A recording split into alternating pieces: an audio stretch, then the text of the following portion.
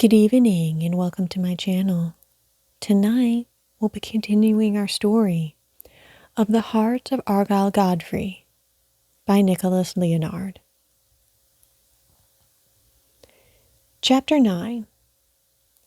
How could I hold my heart myself again? I grieved it wouldn't recognize my touch. It would reject me when I picked it up, and grieved my heart absorbed her voice too much. I wondered what she said to it at night, her finger crawling down the emerald stem with bug-like interest deep into the night. Aurora, dreaming of the things she lacked, caressing what I lost. I tried designing some grand scheme while walking back and forth inside the Stop and Shop parking lot, the cart's rickety wheels assuming the sound of the gears in my head while I thought. Whatever I did, I was going to have to be very careful, because we had had arguments over the littlest of things. I couldn't imagine how offended she would be if I asked for my heart back. Then again, what was my heart worth to her? Why had she been keeping it for so long if I was seemingly becoming such a chore to her?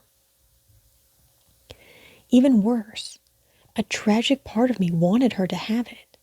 Part of me thought my heart was safest with her. I cried at night because I was hers. Even if she was bad to me, I was hers. She had heard my empty chest and jumped into my arms on Nahant Beach after all. Didn't history count for something? She was her own person. Maybe it was only a matter of time before her love boomeranged back to me. Maybe she would see how much I loved her and she would feel inclined to love me like she had before.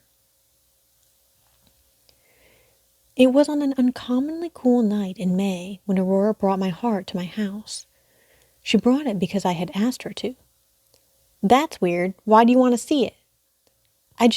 Dr. Cibola said I should at least hold it once a month. Muscle memory, so it doesn't forget my touch. I lied, and she brought it. We binge-watched Netflix, though she was paying more attention than I was, because I was more concerned about when she would fall asleep. The interruption that night was when I got up to help my mom bring in the groceries, with Aurora getting up to help herself to a glass of apple juice while I did so. I stayed awake for hours by her side. She was so perfect that she didn't even snore, and the silence of her sleep made the crickets seem even louder. Do heartless people snore? I wondered. I propped myself up in my bed and looked down at her, black hair shining in the blue darkness of my room. Her back was to me like usual, bra strap like the padlock and chain of her body. I could smell the lavender evacuating her skin as all soaps and perfumes realized how uninhabitable the human body in sleep is. I thought about extending down my ear to rest it down between her shoulder blades, to see if I discerned something somewhere within Aurora making music, something behind her spiral staircase spine, something to prove her humanhood.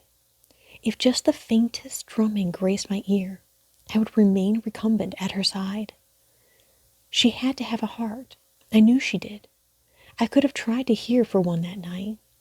So beautiful, the dimples in her back, triangle shadows no lamppost could cast. I started leaning down, but stopped myself, my ear an inch away, her hair about to raise in static electric reply. I swallowed and sat back up. Carefully, I shuffled out of the bed in my white t-shirt and underwear and crawled over to her backpack. There it was, in a bush of clothes at the bottom of the backpack, my heart as pink as a bottle of pink Moscato. The green stem seemed so much darker in the night, and the light inside it was so faint that it seemed non-existent. I was reminded of just why I had it removed, and I was reminded of that picture of me smiling on the fridge, and I was reminded of who I was, me, Argyle Godfrey, a young man of many failures, his heart in the backpack of a woman who most likely didn't love him. There was my heart, cushioned on a cake of clothes that smelled like Aurora oleander. I carefully reached down and scooped it out while the crickets went on. I paused midway to look over my shoulder and see Aurora unperturbed on my bed with her back still to me. I looked back down. Did it recognize who was holding it? Oh, I finally was able to swallow, and it was as satisfying as yawning. Carefully, very carefully, I unbent my knees and raised in a manner that felt like coming back to life. It was the reversal of a sacrifice. I was like an Aztec victim picking up his heart at the bottom of the temple stairs when all the priests and warriors had gone to bed. It could be said that what I walked out in that night was a bit too revealing, but I hadn't necessarily meant for it to be. I just did not want to risk waking Aurora up with the sound of my pants ruffling as I dressed. I was just as vulnerable, but not as pretty as Aurora had been that night of the Halloween party. So I tiptoed down the hallway in my whitey-tighties and white t-shirt with my heart in my hands, and the vaguest inclination of where to hide it. I unlocked the door so I would be able to let myself in upon my return, and I exited the house, shimmying out into the night and carrying my heart with both hands as if it was both something dangerous and something fragile. With the bare legs of a young man who pushed shopping carts for a living, I scurried through the neighborhood while a faint breeze tickled the branches of trees and played jump rope in the telephone wires. The crickets still continued chirping while I made my way onto the street where the wall of Pine Grove Cemetery began. The wall seemed so castle-like and triumphant in the night, moonlight coming down to dab the wounds between the cobblestones that were already infected with moss. My bare feet had a little bounciness to them along the black concrete sidewalk. Moonlight was coming down and trying to make my white t-shirt seem blue while I felt the breeze sailing the backside of my whitey-tighties, making me feel more vulnerable than I already felt. I felt like a corpse who had escaped the open casket before the mortician could properly dress me. I was hurrying alongside the wall of Pine Grove Cemetery more like somebody had forgotten my heart instead of needing to hide it from somebody else. The gates were closed, but being strictly to keep cars out, I was able to belly crawl underneath it, partially scraping my knees on the road. I got up, hard in my arms like a football, and started out into the cemetery. How beautiful it looked at night. It seemed the cobblestone wall had been designed to keep out all fogs, mist, and pollutants. Statuettes of the Madonna had the brevity of mannequins in an abandoned shopping mall. Except cemeteries were meant to be empty. Cemeteries were meant to be empty. I had picked the perfect spot to bury my heart after all. The headstones were wearing moonlight, and I was severely underdressed. The colors of my undergarments were poor imitations of the silver gleamings of the dates and names I walked through. I was looking around while walking as if in search of someone who could direct me to an open lot, some area where somebody hadn't been and wouldn't be buried. I was looking for my lot far too early, but I had to. And I had to do it fast in case Aurora woke up, not just to see me missing, but to see her backpack having been rummaged through. I passed the turtle pond, where a symphony of frogs croaked and uncroaked. I continued on, past the groundskeeper's shed, past more seas of headstones on perfect green lawns, and past the occasional mausoleums. Every piece of masonry seemed to catch the moonlight, while the moonlight ignored me. And I was thankful for that it did, as I knew I was not a pretty sight.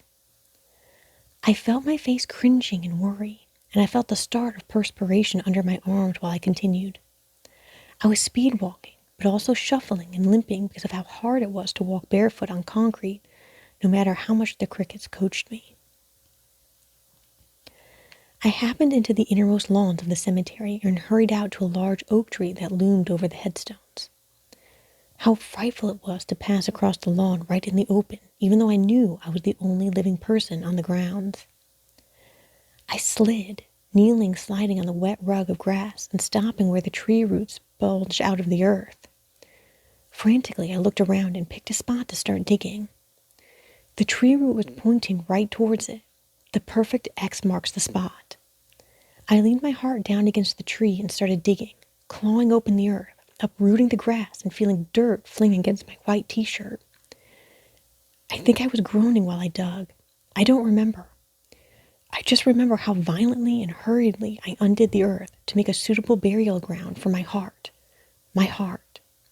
The heart of Argyle Godfrey. Was I crying? Was I crying while looking down at the mini crater I had dug? My heart, my heart, my heart, my heart, my heart. I was weeping until I realized that with those 2 words I was speaking in iambic meter. I finally got it right. Iambic meter. The closest thing I had to a heartbeat left, was it?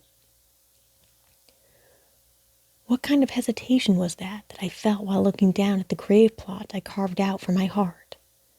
But with a solemn sense of duty, I scooped up my heart and laid it carefully, very carefully, down into the earth. It looked so belonging on the concave bed of dirt, so much more belonging than it must have been inside my chest. All the twiggy roots had been ready to accept it. Some had even flopped onto the glass of my heart once it was laying. How belonging the green stem along the pink looked. Smoothly I guided the dirt and upturned earth into the hole, hearing it crumble onto the cold surface of my heart. I did so until it was covered. I patted it down and covered it up some more before patting it down again. I looked around to commit the location to memory and stood up. I sniffled, the hem of my white t-shirt full as if a deep breath was hiding inside my shirt. I can only imagine how I looked standing between the tree and rows of headstones in my whitey-tidies, looking forlorn down upon the burial grounds of my heart. A whole romance dissipating in the Massachusetts night. I walked back a little more composed, not too concerned about the rare but occasional car that passed with her headlights lighting me up. I was heartless after all, so why did I care if strangers saw me in my underwear?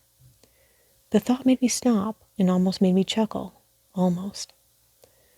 My lungs were like my cane, beginning and completing deep breaths on my walk back home. I swear I heard an owl hooting when I got back into my neighborhood. I snuck back into my house, locked the door as if I had never unlocked and opened it in the first place, crept through the kitchen and past my picture on the fridge, down the hall and into my room where Aurora hadn't moved, her back turned to a man who hadn't even been there. Came her murmur when the mattress pressed beneath me. I had to go to the bathroom, I whispered and kissed her shoulder, which she didn't recoil at, for she was too sleepy.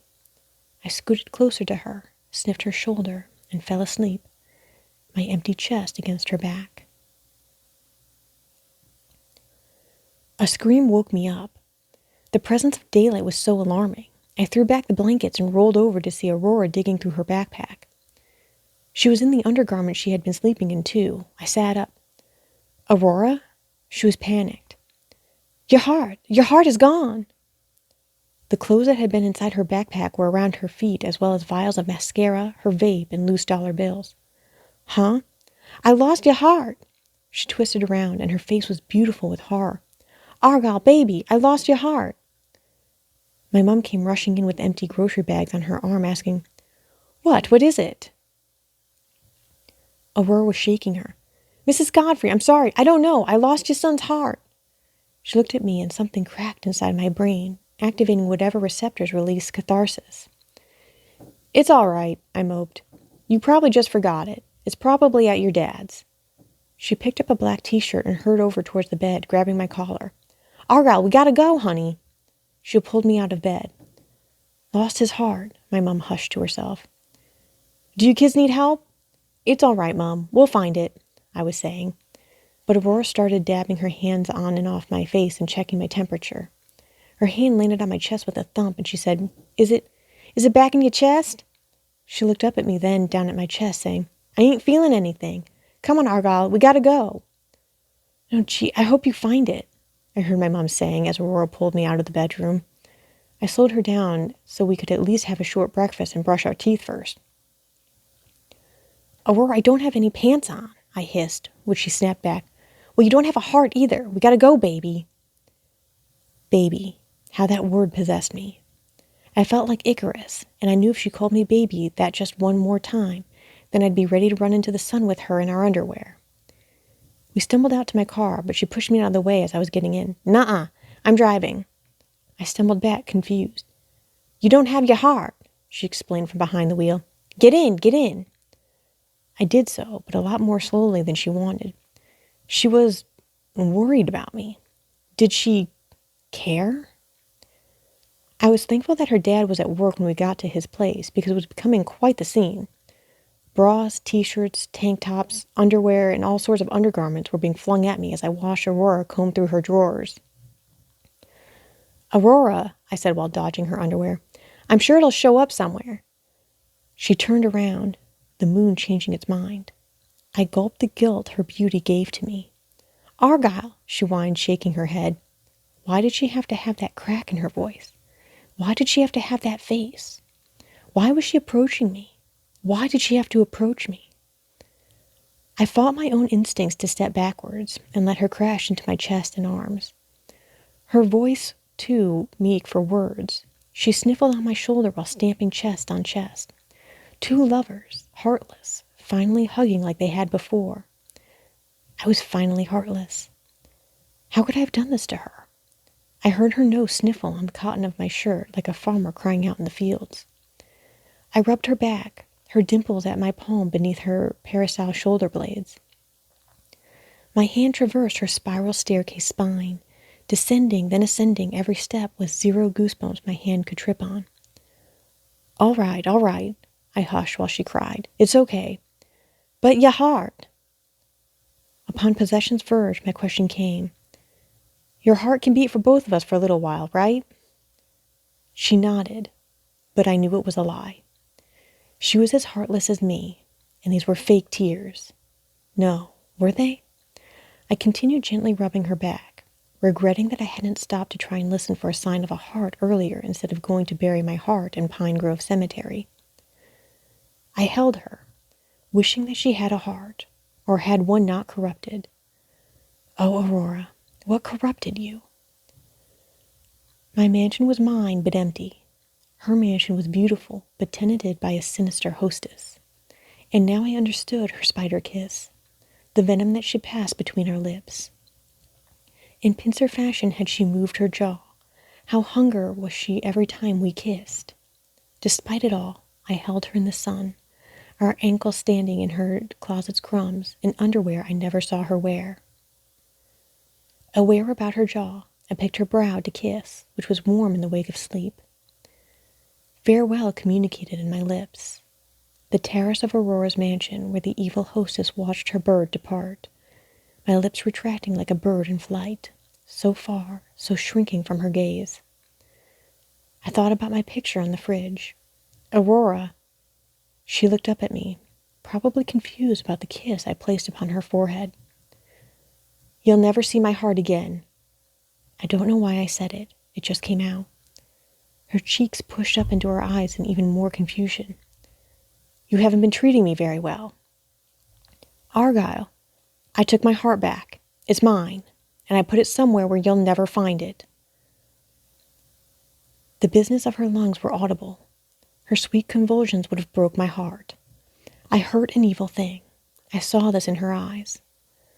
Her look was similar to the one when she first listened to my chest in Salem. But now the revelation, whatever prophecy she thought I had for her, ended.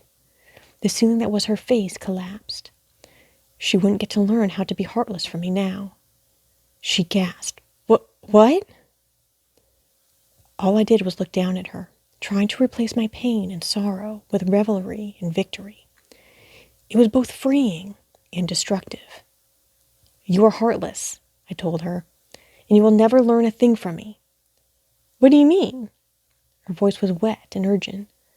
"It's the only reason why you ever got with me in the first place. You were heartless. You have some kind of psychological problem or something that makes you the way you are. And you thought you could learn how to be... I thought about my picture on the fridge. "You thought you could learn to live without a heart like me." She shrieked. "Argyle!" Her face was red and waxed with tears. "Why are you doing this?" "You did this," I snarled, and suddenly she was so peasant-like. Was she really heartbroken, or was this one of her tricks? "Fine," she shouted, rage replacing grief and pain. "I have BP freaking D." I paused and blinked. She was hysterical, rage rapidly turning back into sorrow. "Borderline personality disorder. You ever hear it?" Was this one of her tricks? I barely knew anything about BPD, but I did know it wasn't the same as narcissistic personality disorder. She started slapping my chest, the closest thing I'd ever have to heartbeat again. "Go, go, go." I started stepping backwards, then stepped around, my attention fixed on her the whole time, fixed on what I had done. Her sobs saw me out, following me like a wailing ghost while I exited her dad's place. My only saving grace that day was that I was heartless, for if my heart was intact, then I know that would have been the final tragedy for my once human heart, which now is glass. How can I keep my soul in me so that it doesn't touch your soul? How can I raise it high enough, past you to other things? I would like to shelter it among lost objects, in some dark and silent place that doesn't resonate when your depths resound. Yet everything that touches us, you and I, takes us together like a violin's bow, which draws one voice out of two separate strings. Upon what instrument are we to spanned, and what musician holds us in his hand? O sweetest song! Thus ends Chapter 9 of the Hearts of Argyle Godfrey by Nicholas Leonard.